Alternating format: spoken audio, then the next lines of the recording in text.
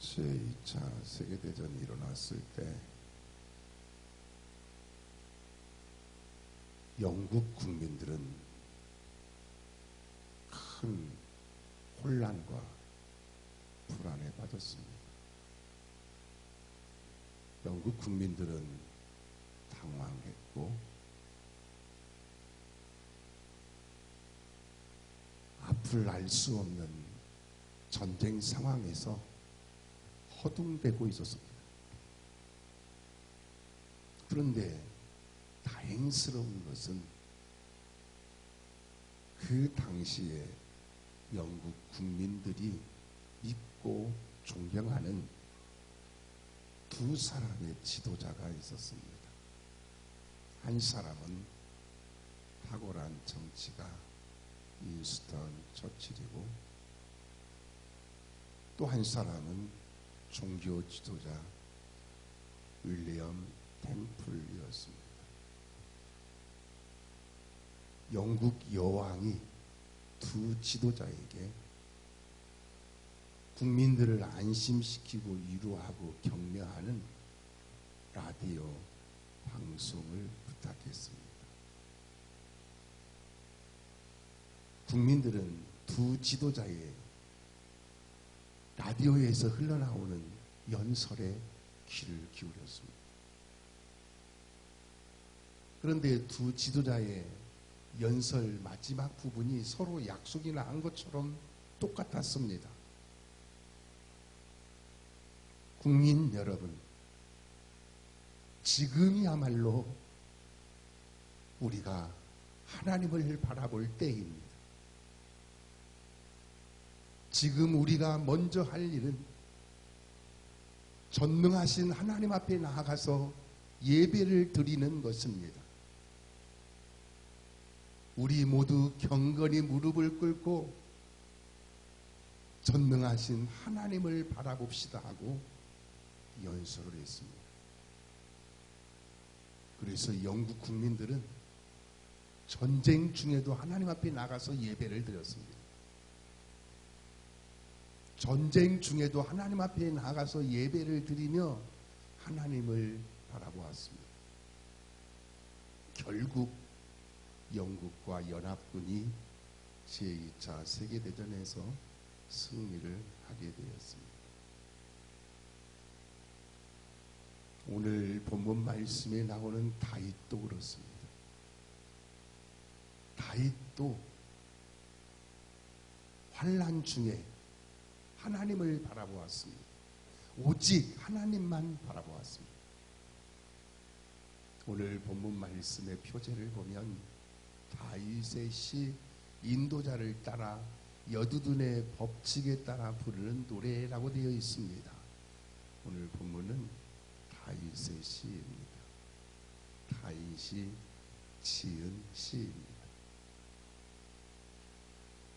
본문 3절에서 4절 말씀에 보면 다윗이 어떤 상황에서 오늘 본문의 시를 지었는지를 알 수가 있습니다. 본문 3절에서 4절 말씀에 보면 넘어지는 담과 흔들리는 울타리같이 사람을 죽이려고 너희가 일제히 공격하기를 언제까지 하려느냐. 그들이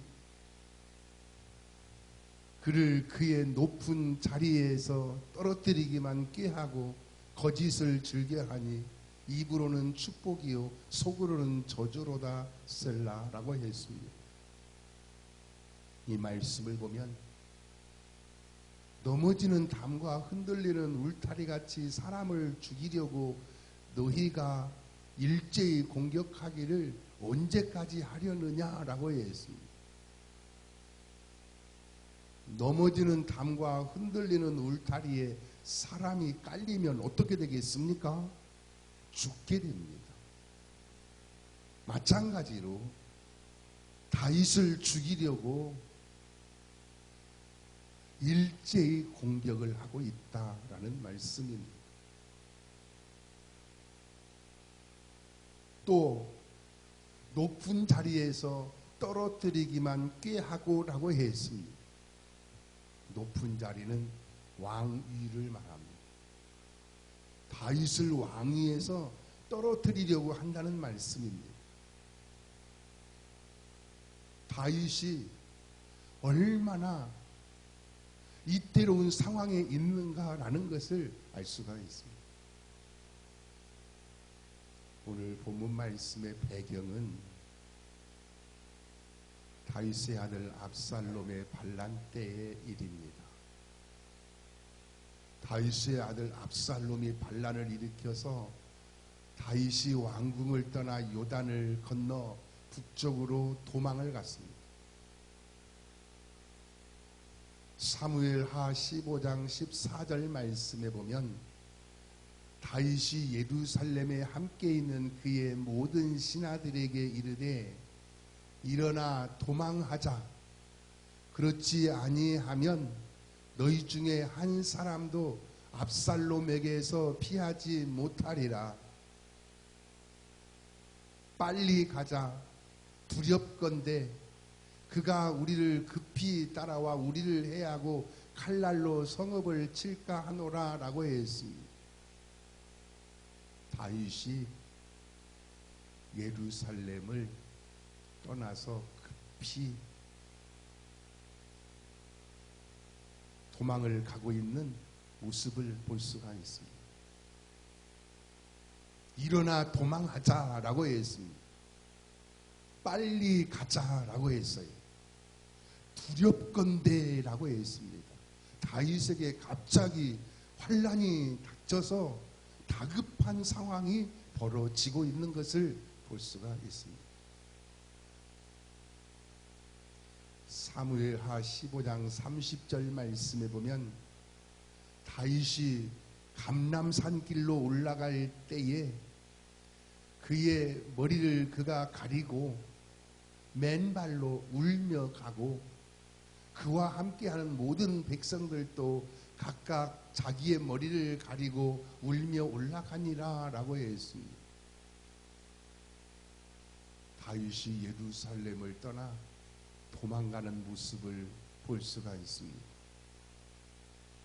다윗이 예루살렘을 떠나 도망가는 모습을 보면 세 가지 행동을 보여주고 있습니다.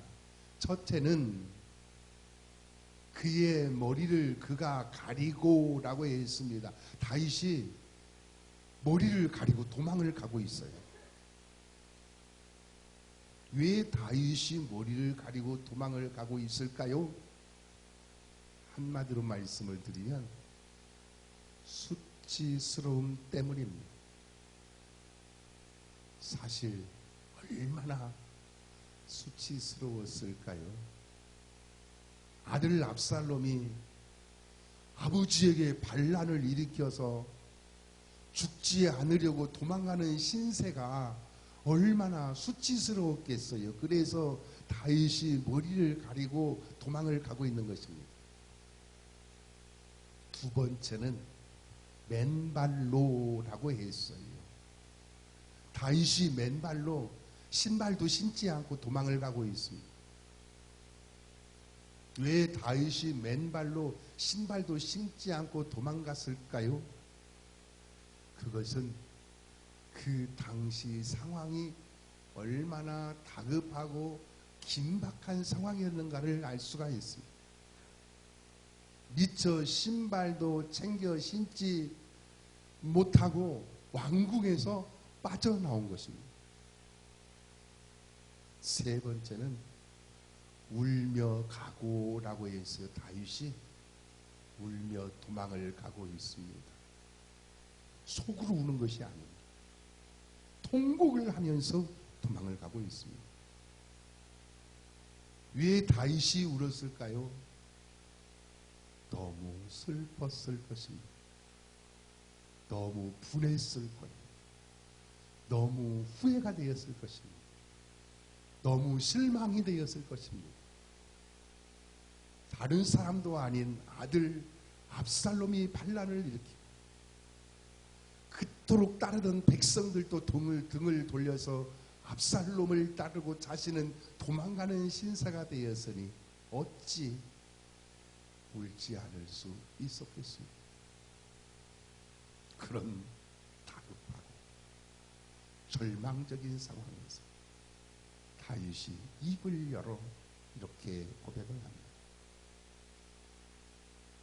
1절 말씀에 보면 나의 영혼이 잠잠히 하나님만 바라며 나의 구원이 그에게서 나오는 도다라고 했습니다. 본문 5절 말씀에 보면 나의 영혼아 잠잠히 하나님만 바라라 무릇 나의 소망이 그로부터 나오는 도다라고 고백을 하고 있는 것을 볼 수가 있습니다. 여기서 잠잠히라는 말씀은 두미야라고 하는데 말없이 고요히 침묵이라는 뜻입니다. 따라서 다윗은 그 영혼 깊숙이에서 하나님만 바라본다는 말씀입니다.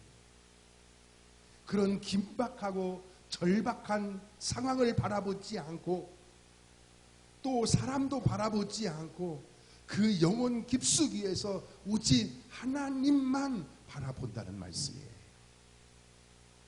그래서 오늘 본문 말씀에 보면 다윗이 강조하고 있는 말씀이 있습니다. 1절 말씀에 보면 하나님만이라고 했습니다. 2절 말씀에 보면 오직 그만이라고 했습니다. 또 5절 말씀에 보면 하나님만이라고 했어요.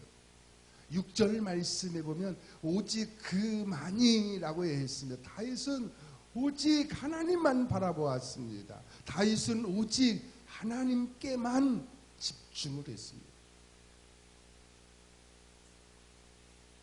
왜 그렇습니까? 오늘 본문에서 바람이요. 바라라라는 말씀은 티크바라고 하는데 소망, 살길이라는 뜻입니다. 하나님만이 소망이시요 살길이라라는 말씀입니다. 다윗은 하나님만이 유일한 소망이요 살길이라는 믿음을 가지고 오직 하나님만 바라보았습니다. 다윗이 바라본 하나님은 어떤 분이십니까? 본문 2절 말씀에 보면 오직 그만이 나의 반석이시요 나의 구원이시요 나의 요새이시니 내가 크게 흔들리지 아니하리로다 라고 했습니다. 본문 6절에서 8절 말씀에 보면 오직 그만이 나의 반석이시요 나의 구원이시요 나의 요새이시니 내가 흔들리지 아니하리로다. 나의 구원과 영광의 하나님께 있으며 내 힘의 반석과 피난처도 하나님께 있도다. 백성들아 시시로 그를 의지하고 그의 앞에 마음을 토하라. 하나님은 우리의 피난처시로다. 셀라라고 했습니다. 이 말씀을 보면 하나님은 나의 반석이시라고 했어요. 하나님은 나의 구원이시라고 했습니다. 하나님은 나의 요새시라고 했습니다. 하나님은 나의 피난처라고 했습니다. 하나님은 보호하시고 도우시는 분이시라는 말씀입니다. 그래서 다윗은 오직 하나님만이 자신을 보호하시고 도우시는 분이심을 믿고 오직 하나님만 바라보았습니다. 오늘 우리도 그렇습니다. 오직 하나님만이 나를 보호하시고 도우시는 분이심을 믿고 다윗과 같이 오직 하나님만 바라보는 자가 되시기를 축원합니다. 특히 오늘 본문에서 주목되는 말씀은 본문 5절 말씀을 다시 한번 보면 나의 영혼아 잠잠히 하나님만 바라라 무릇 나의 소망이 그로부터 나오는도다 라고 했습니다. 이 말씀을 보면 소망이라는 말씀이 나와요. 소망이라는 말씀이 있습니다. 나의 소망이 그로부터, 즉 하나님으로부터 나온다고 했습니다. 여기서 소망은 바람이요, 바라라 라는 말씀과 동일한 티크바라는 원어를 사용하고 있습니다. 티크바는 앞서 말씀드린 것과 같이 소망, 살길이라는 뜻입니다. 그런데 티크바는 끈, 밧줄이라는 뜻도 있습니다. 따라서 소망이란 끈이나 밧줄로 묶는 것을 의미합니다.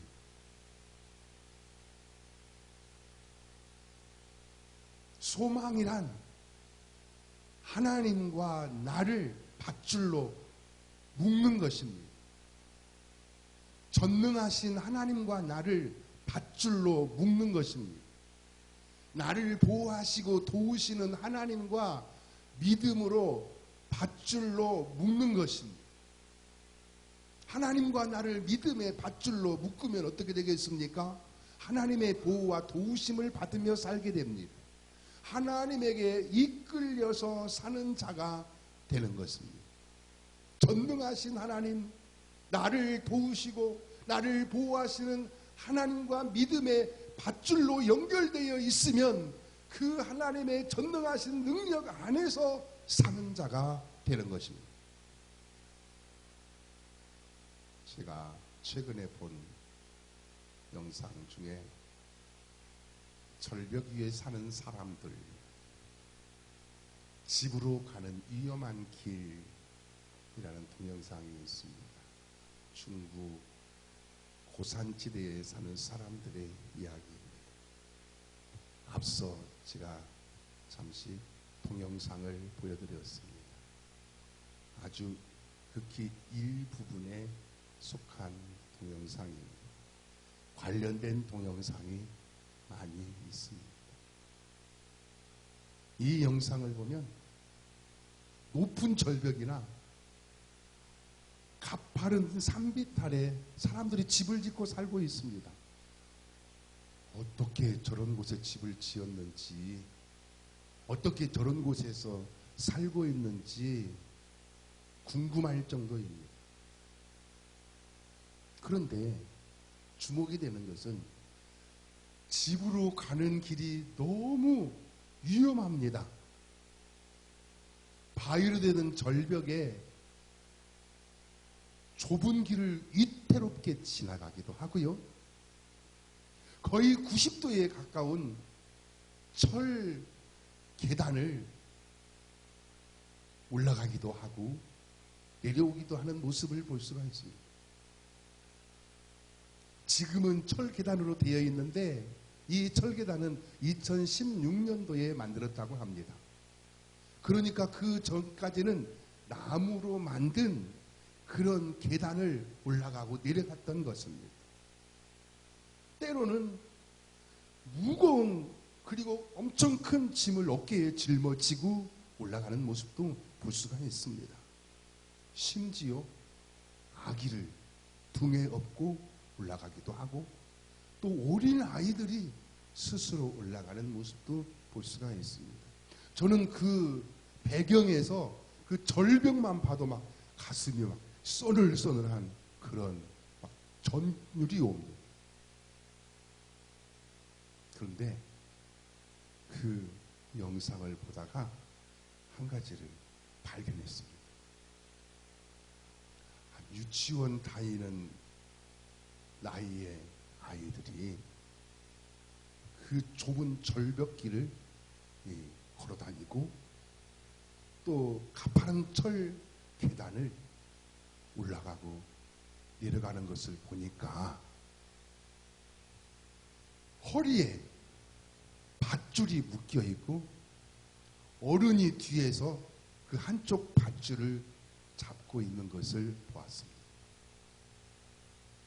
그래서 만약에 어린아이가 절벽으로 떨어지게 되면 뒤에서 어른이 한쪽 밧줄을 잡고 있기 때문에 아이가 안전하게 될 수가 있는 것이죠.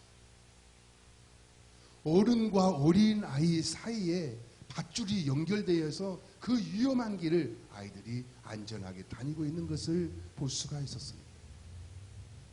오늘 우리도 그렇습니다. 이 험한 세상 살아가면서 하나님과 나를 믿음의 밧줄로 묶어 놓아야 합니다. 다윗이 그랬습니다. 다윗은 하나님과 자신을 믿음의 밧줄로 견고하게 묶어 놓았습니다. 그래서 다윗은 결국 압살롬의 반란군을 정복하고 왕국으로 돌아와서 왕권을 회복하여 평안하게 된 것을 볼 수가 있습니다. 오직 하나님 바라보고 하나님께 소망을 두고서 하나님과 믿음의 밧줄로 연결되어 있을 때 하나님이 환난에서 보호해 주시고 하나님께서 도와주시어서 결국은 승리하게 되는 것을 보게 됩니다. 중세시대의 철학자요 신학자인 토마스 아퀴나스는 신학대전이라고 하는 책을 써서 교회 역사와 신학에 지금까지도 큰 영향을 미치고 있습니다. 어느 날 토마스 아퀴나스가 깊은 기도를 드리고 있는데 하나님께서 이렇게 말씀을 하셨다고 합니다. 아퀴나스야, 내가 참 큰 일을 행하였구나. 내가 내 소원을 한 가지 들어주겠다. 무엇이든지 내 소원이 있으면 한 가지 말을 해라. 그러자 토마스 아퀴나스가 조금도 망설이지 않고 하나님, 제가 원하는 것은 오직 하나님입니다. 오직 하나님으로 더욱 충만하기를 원합니다 하고 대답을 했다는 것입니다. 다윗도 그렇습니다. 다윗도 오직 하나님을 구했습니다. 오직 하나님만 바라보았습니다. 그러자 하나님이 다윗을 보호하시고 도와주시고 회복시켜주시는 축복을 내려주셨습니다. 그러므로 사랑하는 여러분, 다윗처럼 오직 하나님만 구하고 오직 하나님만 바라보는 자가 되어서 하나님의 보호와 도우심을 받으며 사는 복 있는 성도가 되시기를 예수님의 이름으로 축원합니다. 기도드리시겠습니다.